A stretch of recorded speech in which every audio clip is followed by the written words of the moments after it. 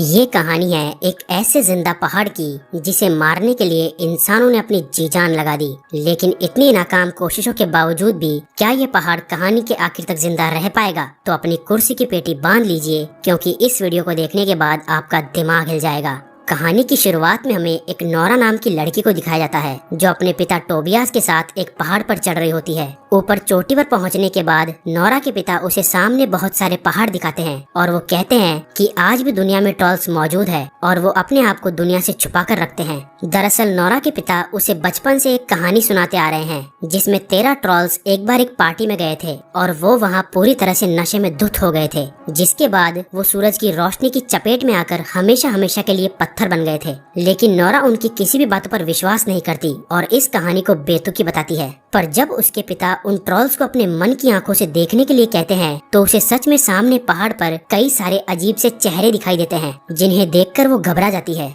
यहाँ से scene shift होता है और हमें 20 साल आगे का दृश्य दिखाया जाता है। हमें एक टनल को दिखाया जाता है, जहाँ कुछ वर्कर्स टनल की लंबाई को बढ़ा रहे थे और इसके लिए उन्हें वहाँ बम फिट करना था। लेकिन वहाँ खड़े कुछ लोग उनका विरोध कर रहे थे और कह रहे थे कि इन पहाड़ों को मत तोड़ो। फिर वर्कर्स का लीडर बाहर आकर बम ब्लास्ट करता है और वहाँ एक जोरदार धमाका होता है, जिसके बाद सभी वर्कर्स अंदर जाते हैं। पर तभी अचानक उनकी तरफ कोई जीता जागता दरिंदा आ जाता है, जिससे डरकर सभी लोग वहाँ से भाग जाते हैं। और जब ये खबर शहर के मिलिट्री कमांडर तक पहुंचती है, तो वो इस पूरे मामले की तहकीकात करने के लिए एक बड़ी मीटिंग रखते हैं। अगले सीन में हमें नोरा को दिखाया जाता है, जो कि अब बड़ी हो चुकी है और वो एक पैलेंटियोलॉजिस्ट है, जिसे पुराने जीवों के बारे में स्टडी करना पसंद है। अब कमांडर की बुलाई गई मीटिंग में नोरा को भी बुलाया जाता है। फिर मीटिंग में बैठे सभी लोग उस इलाके की फुटेज देखते हैं और सबको लगता है कि शायद ये किसी भयानक तूफान की वजह से हुआ होगा। लेकिन तभी नोरा कहती है कि मुझे समझ नहीं आ रहा कि आप लोग इतनी घटिया बातें कैसे कर सकते हो।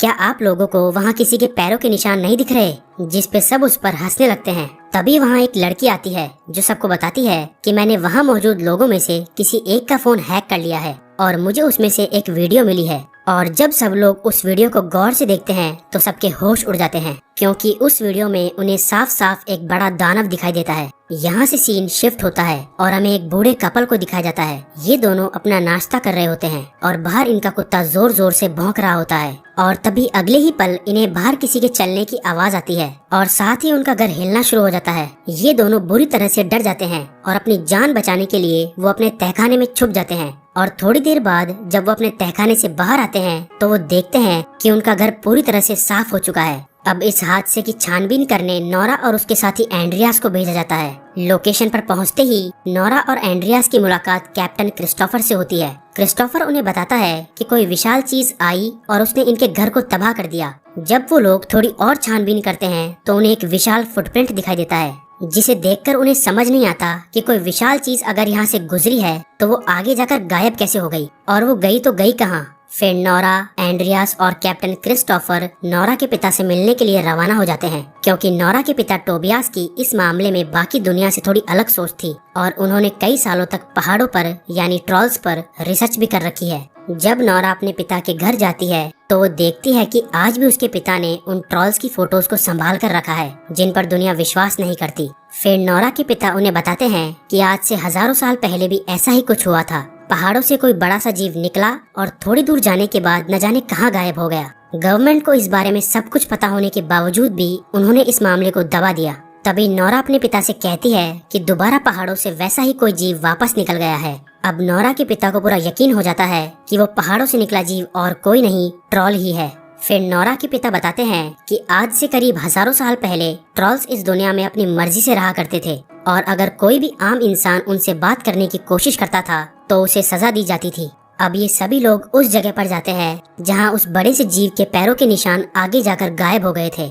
इधर नोरा के पिता यहाँ मौजूद पहाड़ों को गौर से देखते हैं। वहीं दूसरी तरफ एंड्रियास और कैप्टन क्रिस्टोफर एक दूसरे से कहते हैं कि लगता है भैया बुढ़ाऊ सटिया गया है। वो दोनों नोरा के पिता की हरकतों को देखकर उन्हें दिमाग से हिला हुआ समझने लगते हैं। वहीं अब नोरा भी अपने पिता की बचकानी हरकतों से तंग आ चुकी थी। पर तभी अचानक जब वो पीछे एक पत्थर को देखती है, तो उसकी एक आंख खुल जाती है। यानी इसका मतलब ये सच में एक ट्रॉल है और अब ये ट्रॉल अपनी नींद से जाग चुका है। ये सभी लोग अपनी जान बचाकर जल्दी से हेलीकॉप्टर में जाकर बैठ जाते हैं और साथ ही उस ट्रॉल की लाइव रिकॉर्डिंग भी करते हैं, जिस रिकॉर्डिंग को पूरी कमेटी साथ बैठकर देखती है। और अब उन्हें भी यकीन हो जाता है कि सच में ये तो कोई जीता जागता दरिंदा है और अगर इसे सही समय पर नहीं रोका गया तो ये दुनिया के लिए खतरा बन सकता है। ये सभी लोग किसी न किसी तरह से अपनी जान बचाकर मिलिट्री कैंप में वापस आ जाते हैं। तभी नोरा कहती है कि वो इस क्रीचर के ऊपर रिसर्च करना चाहती है, लेकिन प्राइम मिनिस्टर उससे कहती है कि जितना समय तुम इस क्रीचर पर स्टडी करने में लगाओगी उतने समय में तो ये आसपास के कई शहरों को तबाह कर देगा।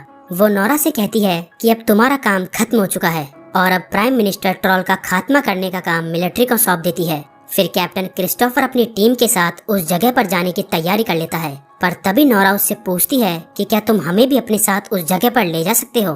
पहले तो कैप्टन उन्हें ले जाने से मना कर देता है क्योंकि उसे इस चीज की इजाजत नहीं थी, लेकिन बाद में वो मान जाता है। फिर ये सभी लोग ट्रॉल का खात्मा करने के लिए जंगल की तरफ रवाना हो जाते हैं, क्योंकि इनके मुताबिक ट्रॉल इस समय जंगल के आसपास ही होना चाहिए। थोड़ा इंतजार करने के बाद आखिरकार इन्हें सामने एक विशाल ट्रॉल दिखाई देता है। मिलिट्री ट्रॉल पर लगातार हमले करती है, लेकिन ट्रॉल को उनसे खरोंच तक नहीं आती, बल्कि ट्रॉल अब और भी ज्यादा गुस्सा हो जाता है और अब वो एक एक कर सारे सैनिकों को मारना शुरू कर देता है। वहीं दूसरी तरफ मिलिट्री कैंप में बैठे ऑफिसर्स ये सब कुछ अपनी स्क्रीन पर लाइव देख रहे होते हैं। ट्रॉल रुकने का नाम ही नहीं ले रहा था और मिलिट्री भी ताबड़तोड़ फायरिंग कर रही थी और जब सिचुएशन आउट ऑफ कंट्रोल हो जाती है तो ये सभी लोग वहाँ से भागने लगते हैं। लेकिन तभी नोरा के पिता ट्रॉल के सामने जाकर खड़े हो जाते हैं और वो ट्रॉल को शांत रहने के लिए कहते हैं। वो ट्रॉल से कहते हैं कि अब तुम पर कोई हमला नहीं करेगा और ये सुनने के बाद ट्रॉल शांत हो जाता है। लेकिन तभी एक आर्मी टैंक फिर से ट्रॉल पर हमला कर देता है और उस हमले से बचने के लिए जब वो अपने हाथ और पैर चलाता है तो गलती से उसका पैर नोरा के पिता को लग जाता है और वो बहुत दूर जाकर गिरते हैं, जिससे वो बुरी तरह से घायल हो जाते हैं। फिर नोरा अपने पिता के पास जाती है और उन्हें बचाने की कोशिश करती है, लेकिन उनके बचने की कोई गुंजाइश नहीं थी। वो मरने से पहले नोरा से 2 शब्द कहते हैं, रॉयल पैलेस और घर। नोरा इन शब्दों को समझने के लिए अपने दिमाग पर जोर डालती है, पर उसे कुछ समझ नहीं आता।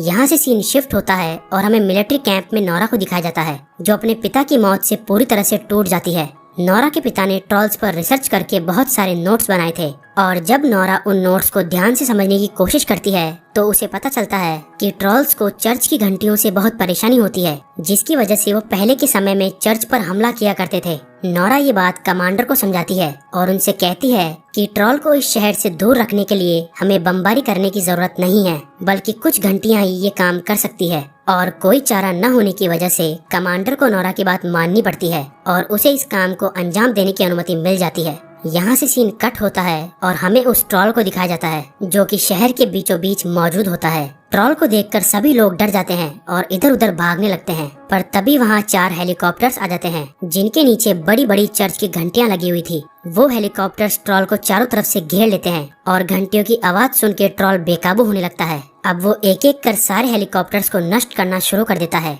लेकिन इसी दौरान जब एक क्रैश्ड हेलीकॉप्टर नीचे खड़े एक बच्चे पर गिरने वाला होता है तो अचानक वो ट्रॉल उस बच्चे की जान बचा लेता है, जिसे देखकर वहाँ मौजूद सभी लोग हैरान रह जाते हैं। इस हादसे से ये साफ था कि ट्रॉल्स इंसानों का बुरा नहीं चाहता था। जाते जाते ट्रॉल नोरा के हेलीकॉप्टर को देखता है और चुपचाप वहाँ से चला जाता है। अब चूंकि नोरा अपने प्लान में फेल हो चुकी थी, इसलिए उसे इस मिशन से बाहर कर दिया जाता है और अब मिलिट्री कैंप में बैठे लोग उस ट्रॉल पर मिसाइल से हमला करने का फैसला करते हैं, जिस वजह से पूरे शहर को खाली करवाया जाता है। इधर नोरा को कुछ समझ नहीं आता कि अब उसे क्या करना चाहिए। तभी वो अपने पिता के कहे हुए आखिरी शब्द याद करती है, रॉयल पैलेस और घर।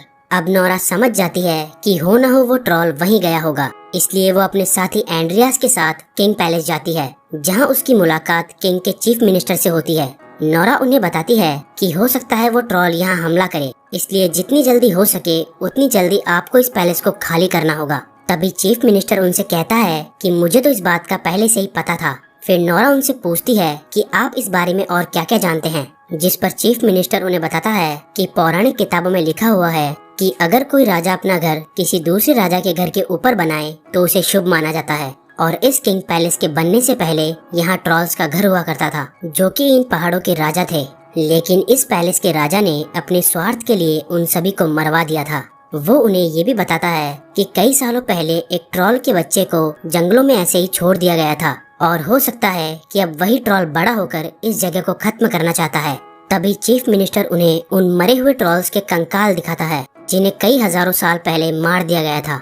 अब इससे ये साफ था कि रॉयल फैमिली को ट्रॉल्स के बारे में सब कुछ पता था, लेकिन उन्होंने इस राज को बाकी दुनिया से छुपा कर रखा। जब नोरा एक कंकाल पर यूवी लाइट डालती है तो वो कंकाल धीरे धीरे पत्थर में बदलने लगता है।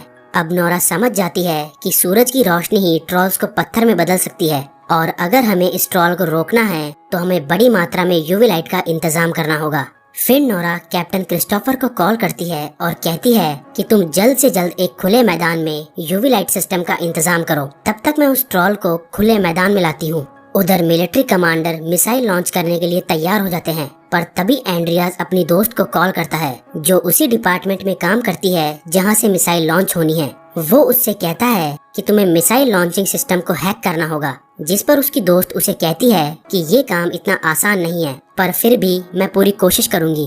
अब नोरा और एंड्रियास उस ट्रॉल का ध्यान आकर्षित करने के लिए अपनी गाड़ी के पीछे एक ट्रॉल के कंकाल को बांध लेते हैं और उनका ये प्लान काम कर जाता है। जैसे ही ट्रॉल उस कंकाल को देखता है वो उनका पीछा करने लगता है, लेकिन तभी गलती से वो कंकाल गाड़ी से नीचे गिर जाता है। फिर वो ट्रॉल उस कंकाल को उठाता है और उसे देखकर इमोशनल हो जाता है, पर तभी अचानक वो कंकाल उसके हाथ से छूटकर नीचे गिर जाता है, जिससे वो ट्रॉल और भी ज्यादा गुस्से में आ जाता है। अब वो नोरा और एंड्रियास को मारने के लिए उनकी गाड़ी का पीछा करता है, लेकिन नोरा अपनी जान बचाते हुए किसी न किसी तरह से खुले मैदान तक पहुंच जाती है। तभी एक फाइटर जेट ट्रॉल पर मिसाइल दागने के लिए तैयार हो जाता है और जैसे ही वो मिसाइल का बटन दबाता है तो मिसाइल एक्टिवेट ही नहीं होती, यानी इसका मतलब एंड्रियास की दोस्त ने बखूबी अपना काम कर दिया है। वहीं कैप्टन क्रिस्टोफर सारी यूवी लाइट्स को चालू कर देता है, जिनका असर ट्रॉल पर साफ साफ दिखाई देता है। ट्रॉल दर्द के मारे चिल्लाने लगता है और वो धीरे धीरे पत्थर में बदलना शुरू हो जाता है। तभी नोरा को एहसास होता है कि इस ट्रॉल के साथ ये जो हम कर रहे हैं वो बिल्कुल गलत है। वो समझ जाती है कि जिस कुदरत ने इंसानों को जन्म दिया था उसी कुदरत ने इन ट्रॉल्स को भी बनाया था, लेकिन इंसानों ने इन बेचारे ट्रॉल्स को खत्म कर दिया, जबकि ये तो इंसानों के लिए कभी खतरा भी नहीं थे। इसलिए वो जल्दी से उन सभी यूवी लाइट्स को बंद कर देती है और उस ट्रॉल के सामने जाकर खड़ी हो जाती है। नोरा चिल्लाकर उस ट्रॉल से कहती है कि ये जगह तुम्हारे लिए नहीं है, तुम यहाँ से चले जाओ, नहीं तो ये दुनिया तुम्हें जीने नहीं देगी। ट्रॉल नोरा की सारी बातें समझ रहा होता है, लेकिन इससे पहले कि वो कुछ कर पाता, सुबह होने के कारण वो सूरज की अल्ट्रावायलेट रेडिएशंस की चपेट में आ जाता है, जो कि उसके लिए बहुत नुकसानदायक थी। ट्रॉल पत्थर में बदलकर वहीं पर ढेर हो जाता है और इस तरह दुनिया से ट्रॉल्स का नामो निशान मिटा दिया जाता है। तभी वहाँ प्राइम मिनिस्टर आती है और वो सबको बधाई देती है। वो नोरा से कहती है कि तुम्हारे पिता सही थे, उन्होंने जो भी कहा था वो बिल्कुल सच था। अब नोरा और एंड्रियास दोनों यहाँ से चले जाते हैं, लेकिन जाते जाते एंड्रियास अपनी सरकारी नौकरी से रिजाइन कर देता है, क्योंकि उसे बचपन से ही एक राइटर बनना था। रास्ते में एंड्रियास नोरा से पूछता है कि क्या इस दुनिया में और भी ऐसे ट्रॉल्स मौजूद है। अगले सीन में हमें नॉर्वे की पहाड़ियों में कुछ हिलता हुआ दिखाई देता है।